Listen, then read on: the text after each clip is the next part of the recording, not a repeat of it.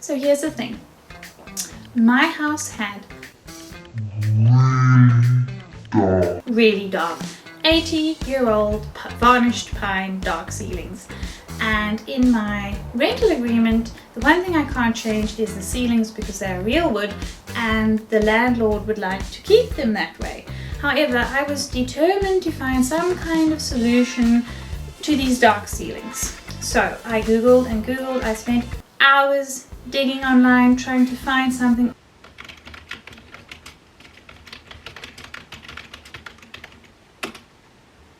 All I could come up with was removable wallpaper. And as you probably know, removable renter-friendly wallpaper is pretty expensive, especially if you're going to do your entire ceiling with them. So, finally, I stumbled on something. It is tempera paint powder. Now, for those of you who don't know, tempera paint powder is generally used for kids' artwork. This particular paint powder I got is most commonly used for big murals outside on driveways and exterior walls for kids to just have fun, and then it can be hosed down and there's nothing left over. Now, what I discovered is that if I mixed this paint with water and put it on my ceiling, I could get bright white ceilings which can literally be removed with a sponge and some water. How's that? Okay, let me show you how to mix this up.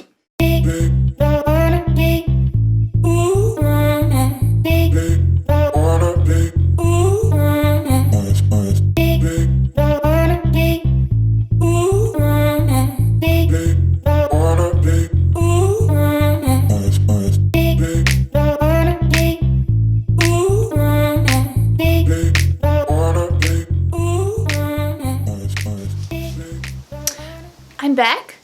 We've got the ladder over there. I put a blanket down so that if any of the paint drips, it won't mark the carpet.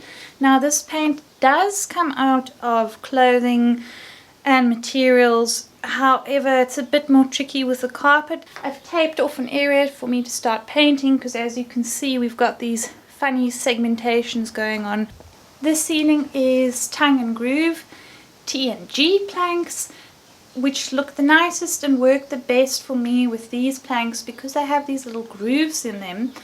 If I just kind of paint all over and try and paint in the grooves, it becomes messy and tedious, and so what I settled on was not painting in the grooves, painting each strip, and then you keep that kind of, is it shiplap? Yeah, like shiplap plank feeling.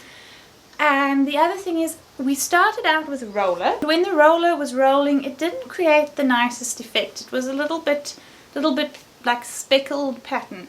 Now, I'm only doing one coat. I'm quite happy with the result with one coat. It looks kind of like a whitewash effect. I like the kind of the wood grain and the wood feeling coming through. I just want it lighter. However, if you want to create a more solid white, you can do 2 or 3 coats. So back to the roller. Then the roller got stuck. That actually created a better effect, but I still found that the neatest option was to just use a sponge brush. This sponge brush happens to be the exact width of the planks, which is fantastic. However, if you have, say, a completely flat ceiling or wider planks, you could go for a wider brush and then actually be able to paint faster, because this is quite time consuming. The one thing about this paint is that it's not easy to be neat. The more you go back over an area, it dries quite fast and it can get quite Patchy.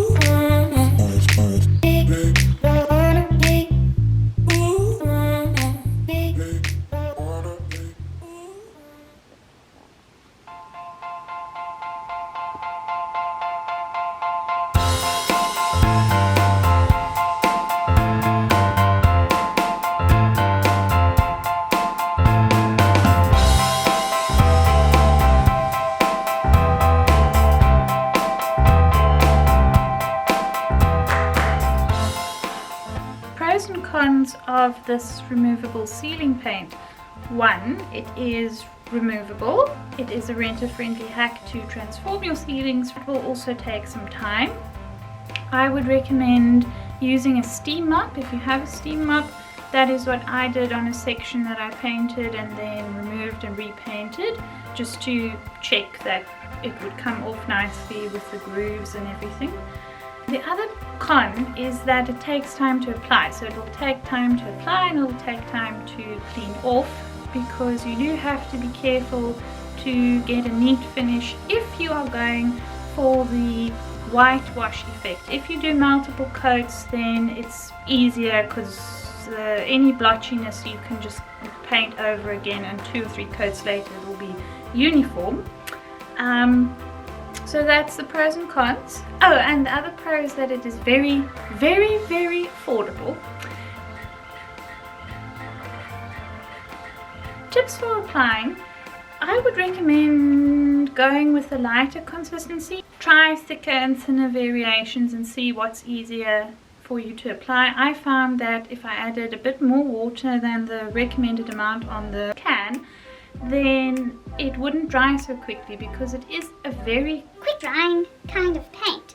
And it hasn't been formulated like ordinary latex paint where you can kind of go back and forth over it, because what you've done already dries quite fast, especially if you've made the mixture thicker.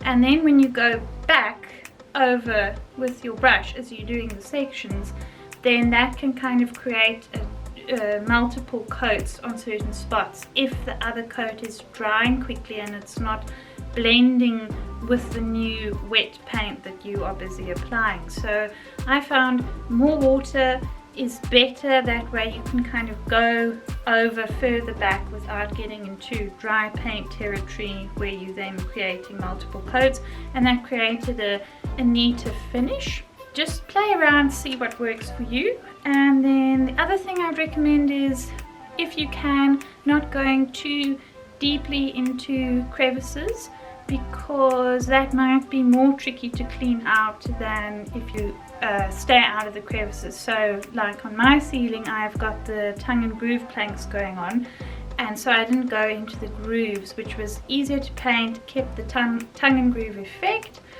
and I think it'll be easier to clean off as well, which is great. The last tip is to be consistent with the thickness of your coats, with the amount that you spread on as you go, because if you take a look over here, these 3 small panels at the end of the room, I applied quite a bit more paint than the other panels, just because I was kind of getting into the flow and I hadn't really kind of gotten into a groove of consistency on how much I was putting on my brush and applying. So that is a thing to keep track of. If you're going to be coating it thickly on, do so, carry on with that. Don't go from thick to thin, because now these panels here look quite different from the other panels. I prefer the other panels with the light whitewash effect. This was a bit too much paint for me, so I might go and clean it off, redo those just to make the whole room, each panel look consistent. Yeah, and that is the pros and cons.